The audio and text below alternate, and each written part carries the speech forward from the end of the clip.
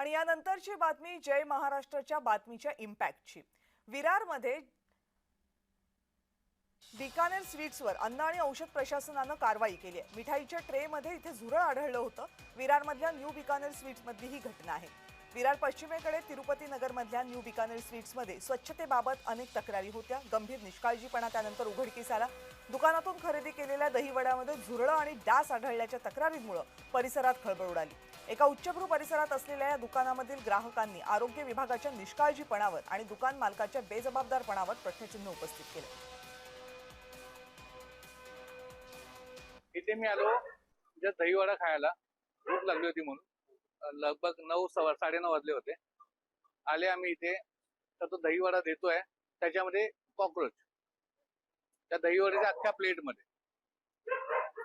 तर आम्ही याला तेच बोललो की आम्ही चालले इथून, तर त्याने आम्हाला 200 रुपयाची घूस दिली की बाई 200 रुपये आणि गप्प जा। आम्ही व्हिडिओ ऑलरेडी काढलं होतं।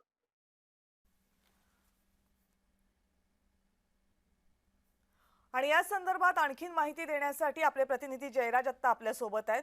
नेमकं काय झालं या दुकानामध्ये आणि आता अन्न औषध प्रभागाने जी कारवाई केलेली आहे ती कारवाई काय?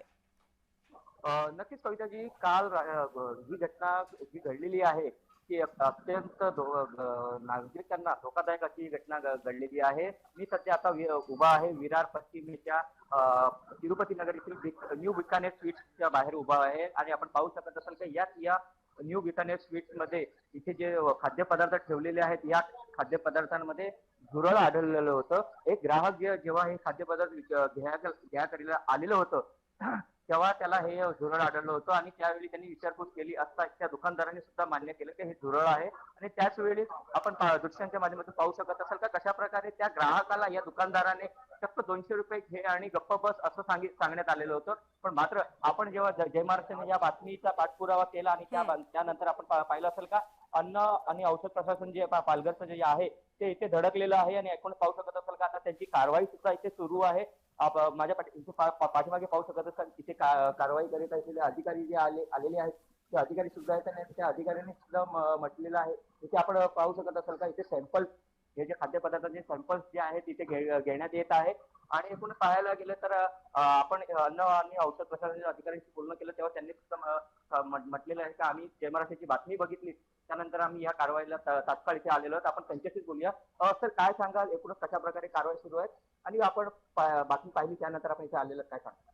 आमच्या कार्यालयात एक तक्रार प्राप्त झाली होती। त्या तक्रारानुसार आम्ही आज कारवाईसाठी इथे आलेला आहे। सदर हॉटेलमध्ये अस्वच्छता आहे आणि अस्वच्छतेच्या अनुषंगे काही एक इन्सिडेंट झाला, त्या अनुषंगी तक्रार प्राप्त झाली आणि त्या अनुषंगी आम्ही पिढीची तपासणी केलेली आहे आणि नमुने घेण्याचं काम सुरू आहे।